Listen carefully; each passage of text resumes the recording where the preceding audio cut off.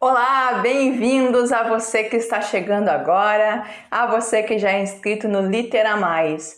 Eu quero conversar com vocês hoje sobre Os Filhos de Anansi, do Neil Gaiman. Sim, o Neil Gaiman, o autor de Sandman, a multipremiada série de quadrinhos adultos.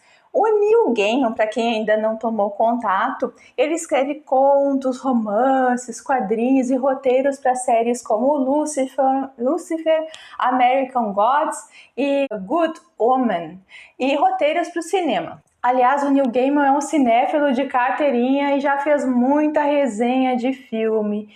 Por falar em roteiro, eu fiquei muito com a impressão ao ler Os Filhos de Anansi que eu estava lendo um roteiro. Aliás, um bom roteiro para as telas.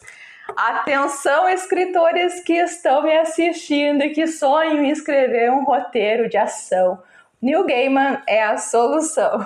A abordagem da história é bastante carregada de imagens e diálogos que me passaram muito essa impressão mesmo de tela, né? Quem gosta de livro de narrativa rápida, ação e muitas reviravoltas, algumas previsíveis, outras nem tanto, vai gostar deste livro. Ele também é um livro bem divertido, ele me tirou muitas risadas ao longo da leitura. O pessoal aqui de casa, mas tá rindo de quê?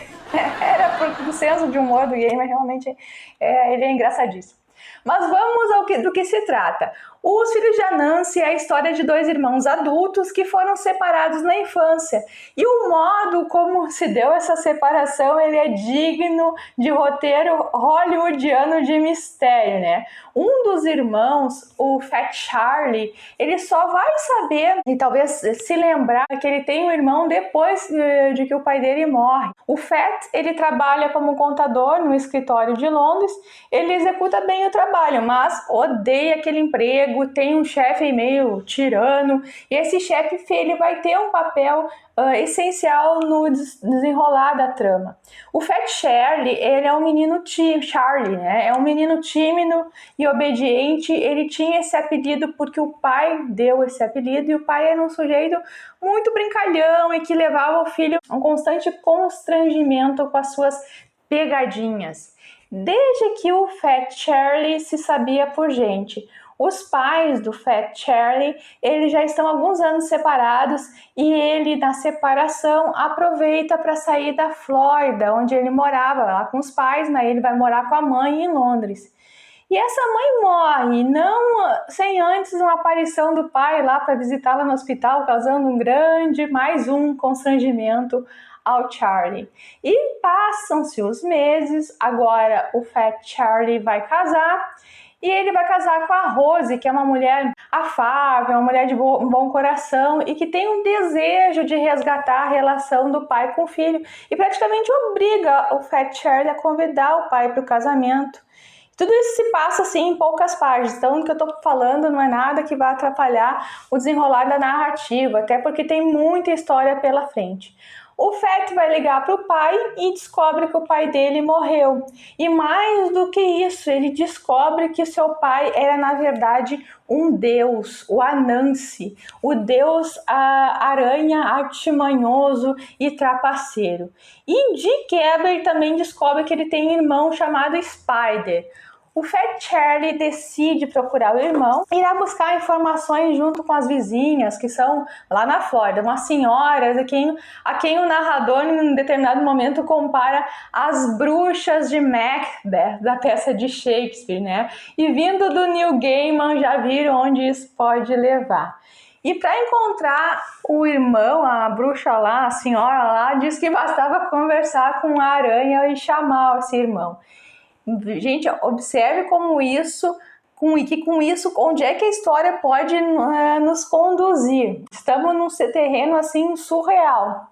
E o Fat Charlie vai fazer isso, e o Spider vai aparecer, que é o oposto do irmão. O Spider, ele é descolado, é arrojado, é autocentrado, e claro que isso vai provocar um despeito, um conflito, e ainda vai modificar o curso da história. Além disso, o Spader foi o irmão que herdou do pai a qualidade de Deus, né? E a gente não sabe muito se é qualidade ou uma maldição nessa história. E aí muita coisa incrível pode acontecer, inclusive acordos e desacordos entre deuses e homens, né? Eu vou parar por aqui no enredo e vou conversar um pouquinho com vocês sobre as ideias do Gaiman para este livro.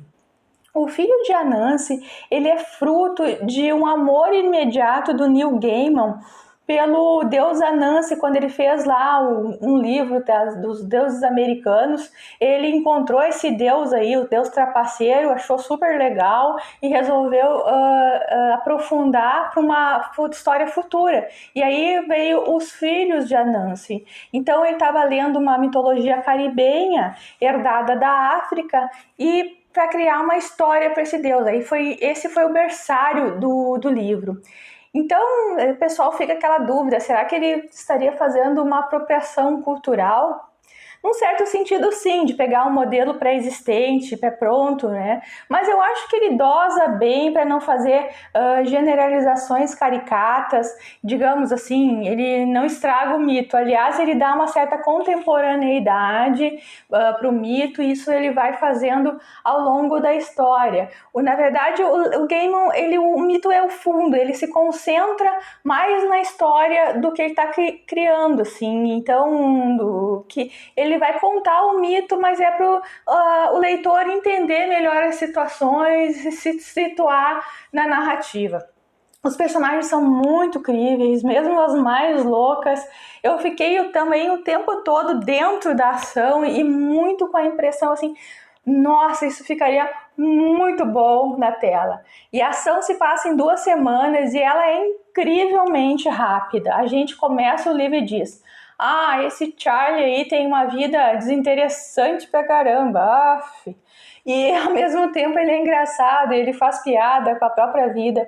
Então ele vai nos convidando a rir também das situações da vida dele, né? E a gente mal tá terminando a risada e a ação começa no livro e aí não para até a última linha. Então, pessoal, é um livro para quem gosta de uma narrativa rápida, realmente que eu recomendo a leitura, é bacana. Quem gosta de uma ficção, uma ficção que mistura elementos meio fantásticos, mitológicos, é bacana mesmo. Então, se gostaram deste vídeo, deixa aqui seu like, comente se vocês já leram ou querem ler Os Filhos de Anansi, tá para entrar na série da Amazon ali, eu vou querer ver a série, porque eu gostei, achei bacana mesmo essa maneira de escrever do Neil Gaiman. Um beijo e até breve!